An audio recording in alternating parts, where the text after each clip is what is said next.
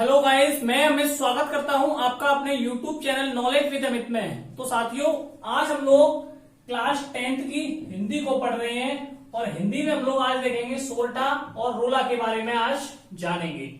आपके पेपर से 2 नंबर का यानी कि 2 अंक का रोला और सोरठा की दोनों ये हेडिंग आती है, दोनों की डेफिनेशन आती है और ऑप्शन में आती है या तो आप सोरठा की लिखिए या फिर आप रोला की लिखिए। तो आज हम दोनों ही डेफिनेशनों को पढ़ेंगे और इसके साथ साथ इसके एग्जाम्पल को भी देखेंगे, क्योंकि आपके पेपर में ऐसे क्वेश्चन आएगा कि सोरठा को उदाहरण सहित समझाइए या रोला को उदाहरण सहित समझाइए। तो सबसे पहले हम लोग हेडिंग देखते हैं रोला। तो रोला की जो डेफिनेशन है वो क्या है? यह है 4 पंक्तियों वाला।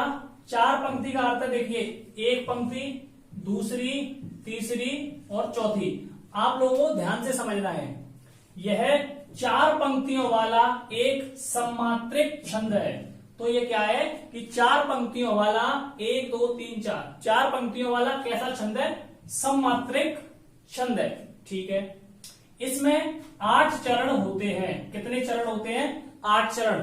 तो आप लोग कहोगे कि सर 4 लाइन तो हो गई, 8 चरण का है। तो देखिए, पहला चरण यहां से यहां तक का है, हुई, ये कॉमा लगा है तो 1 चरण, दूसरा चरण, तीसरा चरण, चौथा, 5वां, 6वां, 7वां और 8वां।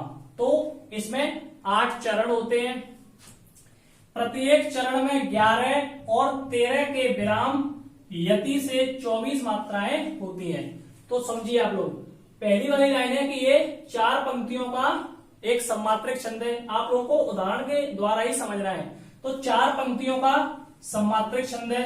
ठीक है, इसमें 8 चरण होते हैं। तो मैंने चरण बता दिए। जीती जाती हुई 1 चरण, जिन्होंने भारत बाजी दूसरा चरण, निज बल से बलमेट तीसरी बाजी, विधर्मी मुगल कराजी चौथी, जिनके आगे ठहर 5वीं, सके जंगी न जहाजी 6वीं, ये है वही प्रसिद्ध 7वीं, छत्रपति भूप शिवाजी। तो इसके 8 चरण इस प्रकार से होते हैं।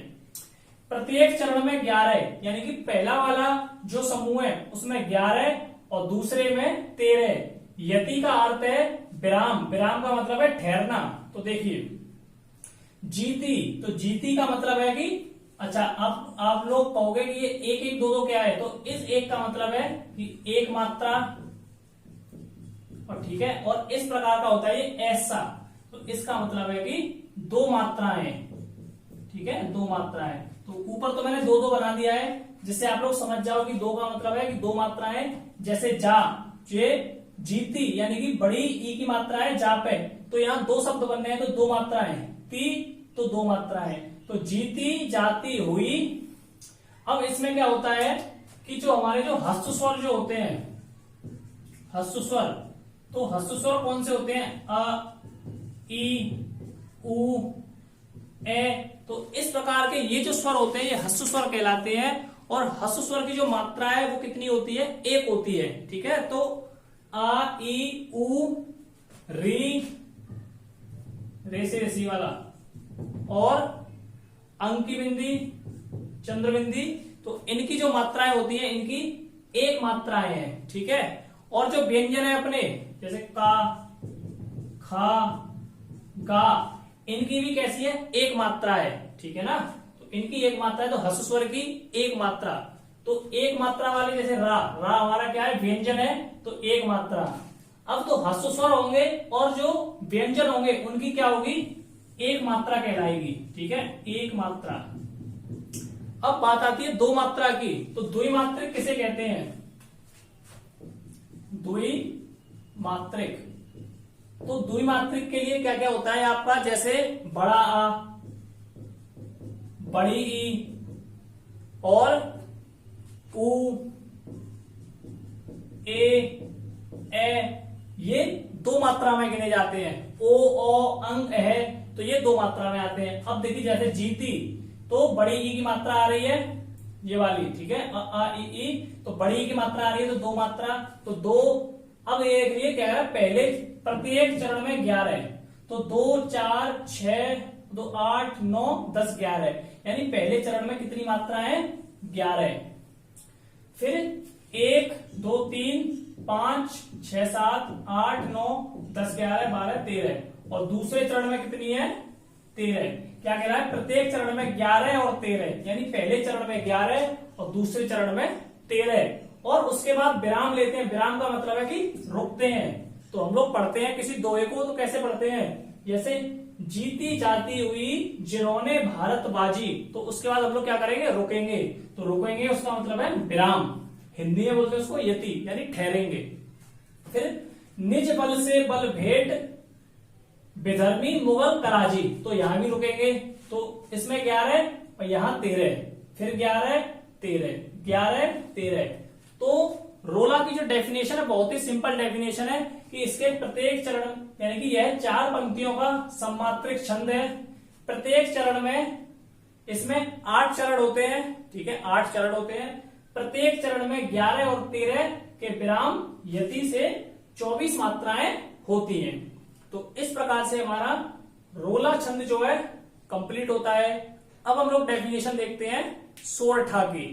तो सोरठा की जो डेफिनेशन है वो क्या है? पहले मैं डेफिनेशन पढ़ता हूं। सोरठा अर्ध सम्मात्रिक छंद है। तो ये कैसा छंद है? अर्ध सम्मात्रिक। इसमें 4 चरण होते हैं। इसमें चरण कितने होते हैं? 4 चरण। इसके प्रथम एवं तृतीय चरण में 11-11 मात्राएं, यानी कि पहले और तीसरे चरण में 11-11 मात्राएं तथा दूसरे और चतुर्थ, यानी कि दूसरे में और चौथे चरण में 13-13 मात्राएं होती हैं। पहले और तीसरे चरण के अंत में गुरु लघु आते हैं और कहीं कहीं तुक भी मिलती है, और कहीं कहीं तुक भी मिलती है। यह दोहे का उल्टा होता है। अब मैं आप लोगों को समझाता हूं। तो सोरठा अर्ध सम्मात्रिक छंद है। तो सोरठा क्या है? अर्ध सम्मात्रिक छंद है। इसमें 4 चरण होते हैं। तो 4 चरण कैसे? पहला चरण तो ये वाला हो गया, जेहि सुमिरन सिद्ध होई गणनायक करिवर घर, तो ये दूसरा चरण। करऊं अनुग्रह सोई, तीसरा। बुद्धि राशि शुभ गुण सदन, तो ये चौथा। तो पहला चरण, ये दूसरा चरण, ये तीसरा चरण और ये चौथा चरण। तो इसमें कितने चरण होते हैं? 4 चरण होते हैं। इसके प्रथम एवं तृतीय चरण में 11-11, यानी कि पहले में और तीसरे में कितनी मात्राएं होती हैं?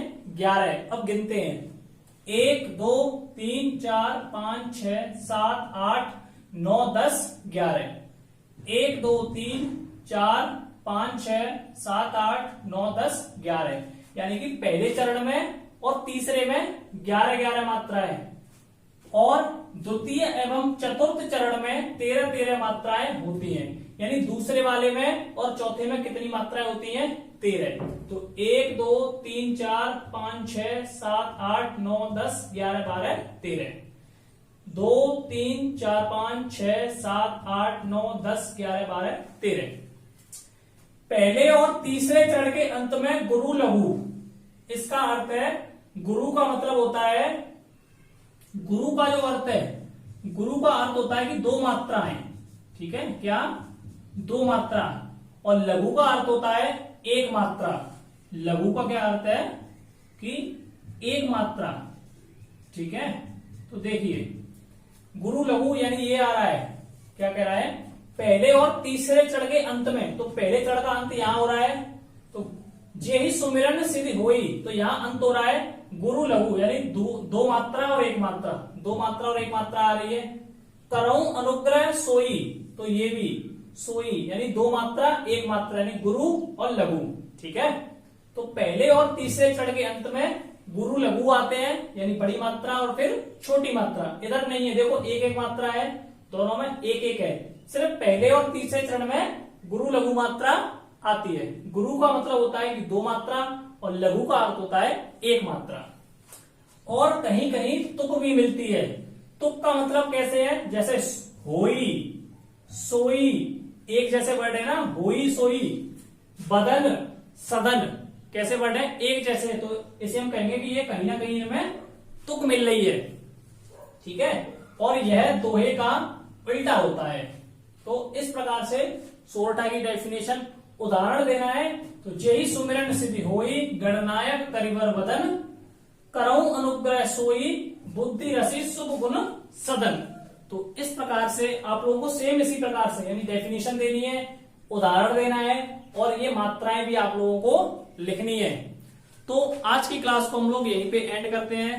आप लोग इस वीडियो के बारे में अपनी राय हमें